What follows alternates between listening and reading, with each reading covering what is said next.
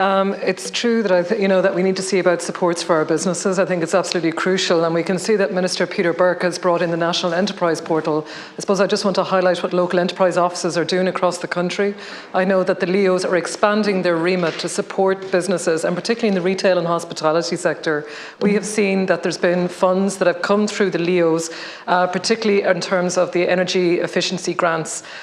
We see that there's now free applications for businesses in retail and hospitality across all sectors to apply for Green for Business. And as part of that, there's recommendations that come from an expert that come out to visit a business, and then they can apply for the energy efficiency grant. And that's been increased now from 5,000 to 10,000. There's also other supports that are due to issue to businesses, and that includes micro businesses, businesses with people under 10 employees.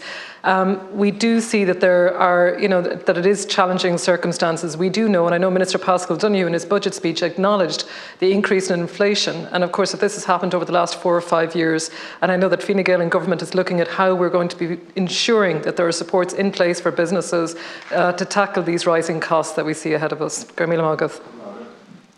Tara?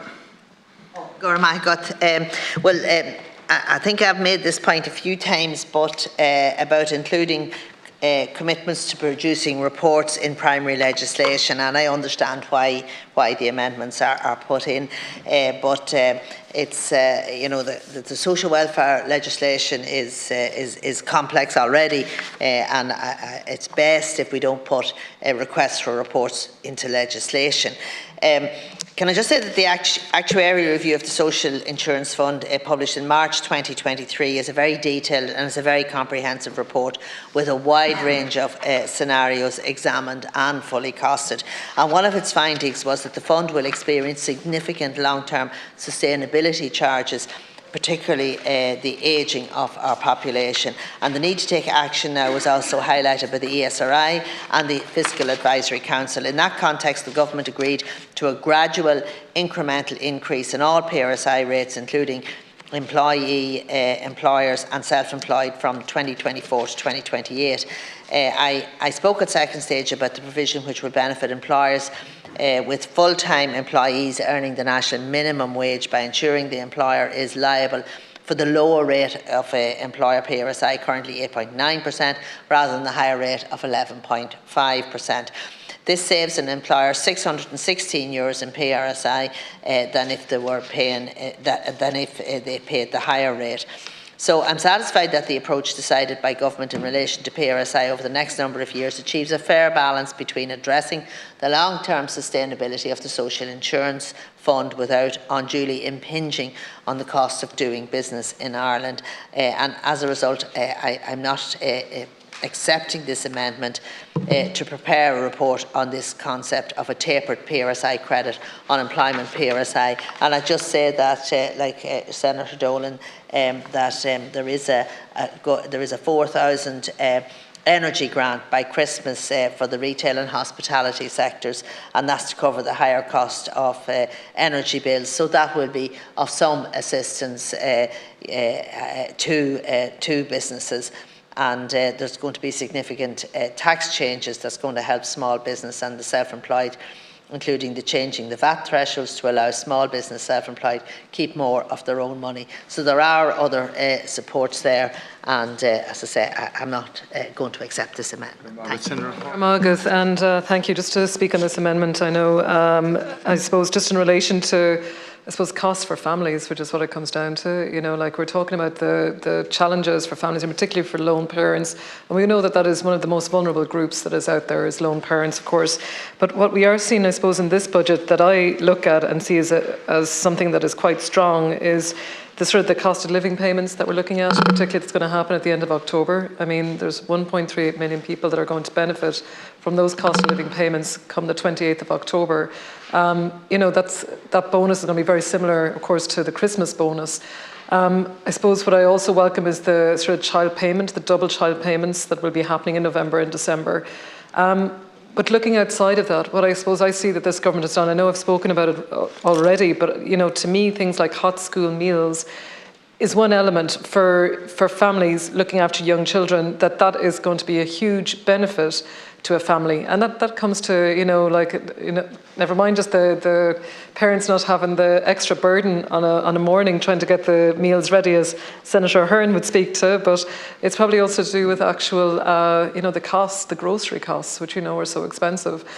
So all of these measures are to support families, to support lone parents, particularly when children are so young. And we also are looking obviously at childcare supports, early childcare supports as well. These are a raft of measures that are there to support families. There's not one particular measure that is a solution. I think what this government is doing is it's looking at all areas. There's a whole of government approach to say, here are a suite of measures that are there to support you as a parent, as a young mum, as a young dad, as a single parent. Here's how this government is here to support you in this time. And that those measures that we are looking at are to benefit the most vulnerable in our society and in our communities. And I guess to me, it is crucial to see that they are very welcome payments, I suppose, particularly around child benefit. The increases we're seeing in that as well, the €12 increase in that. But also to me, just the measures around supporting like the free school books, the hot school meals. These are all ways to reduce costs for young families as well. Thank you, Gavin. Just briefly, just to say that Sinn Féin supports the two amendments from Senator Higgins. I think there are issues of fundamental equality and fairness here. I think Senator Higgins has explained them very well. I think they're worthy of support. And Tara. Got Cahirlook, and just to refer what Senator Dolan said there, a one-parent family with 2 children, aged 4 and 6, will benefit from an additional €2,424 per annum as a result of this budget. So they get the Christmas bonus, they get the extra €12 per weekly rate increase from January. They'll get the child support payment that has been increased for 2 children under 12, they're getting an extra €8 a week. The child support payment lump sum, they're getting €200 for total for that, €100 per child. The one family payment and the child support payment, they'll get the October bonus, and that's €324. The fuel allowance will be a €300 lump sum if they qualify for that. And the child benefit, the 2 double payments will amount to a total of €560, and that'll be paid in November and December, a total of €560. So look, we have looked at how we can support lone parent or one-parent families in this budget. In relation to the job seekers transitional payment, there's a number of income supports available for lone parents once their entitlement to the one-parent family payment ceases. Includes the job seekers transitional payment, which is a provision under the job seekers allowance scheme where the youngest child is aged 7 to 13 inclusive, and the job seekers allowance payment, which may be paid to lone parents where the youngest child is aged 14 or over. The working family payments also available to lone parents who are working 38 or more hours per fortnight, and that scheme is payable where a person has a child up to age 18 or age 22 if it's in full-time education. Lone parents currently on job seekers transitional payment can transfer to work and family payment where they satisfy the hours worked requirement and the other scheme conditions. The work and family payment and back to work family dividend can be paid concurrently. Extending the job seekers transitional payment beyond the 14th birthday of a person's youngest child would have the effect of delaying the interaction of affected claimants with the department's intro service. The aim of the approach is to reduce long-term welfare dependency and associated poverty among lone parents and to improve their access to education, to training and employment support services through intro. Improved access to these services will enhance the skills set and the job readiness of these people, thereby assisting with their transition into the workforce and with their subsequent attainment of financial independence. For these reasons, there are no plans to increase the age of the children for which job seekers transitional payment can be paid. And in fact, there was a report done, the ESRI report in 2022. It examined the impact of the reforms on the labour market outcomes of lone parents, and they found that the reforms led to an increase in the average hours worked of lone parents between 2 and 5 hours per week. Lone parents impacted by the policy were 13 percentage points more likely to be working, an increase in household income of between 9 and 12%, and an increase of between 23% and 29% in earnings from employment, and the policy was associated with a 10 to 14 percentage point reduction in the poverty rate of lone parents. Just then to go on to the pay-related benefit, senators will be aware that in line with the legislation that recently progressed through the Oireachtas, the new pay-related scheme will be an individualised payment and is specifically linked to your income. Pay-related benefit means that the amount of a payment a person receives is directly linked to prior earnings. Nothing else is taken into consideration. It's a percentage of your prior earnings, or up to a maximum of 450. A person's salary is not linked to their household composition, and this was the approach taken for the COVID pandemic unemployment payment, or PUP as it's known, where the rate was aligned with that of a couple in receipt of job seekers. As we know, the CSO survey on living conditions 2021 showed that the PUP scheme had a very positive impact on poverty rates at that time.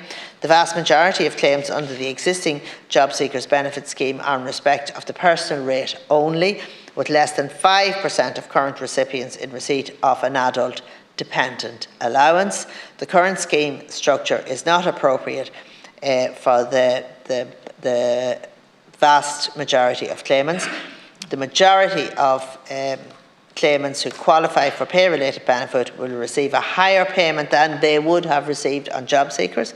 And for people who may be better off on a payment based on household composition, the means-tested job seekers allowance scheme will remain an option for them.